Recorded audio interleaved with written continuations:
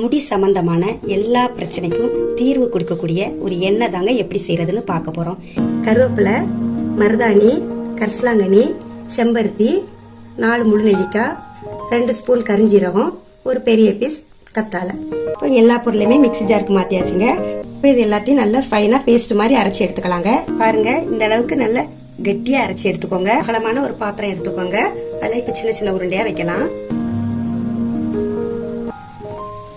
இப்ப இந்த உருண்டைகள் எல்லாத்தையுமே அதிகமான வெயில்ல வைக்காம மிதமான வெயில்ல வச்சு எடுத்துக்கோங்க.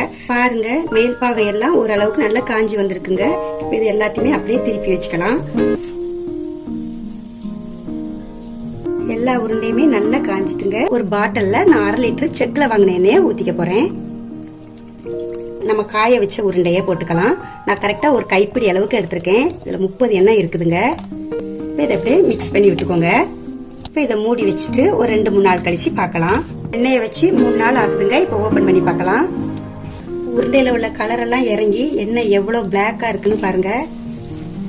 இந்த எண்ணெய் நல்ல முடி வளர்றதுக்கு, முடி கொட்டுறதை தடுக்கிறதுக்கு, இளநர வர்றதை தடுக்கிறதுக்கு, நல்ல கண் பார்வை தெரியறதுக்கு, முக்கியமா என்றும் இளமையா இருக்கிறதுக்கு எல்லாத்துக்குமே நல்ல யூஸ்ஃபுல்லா இருக்குங்க.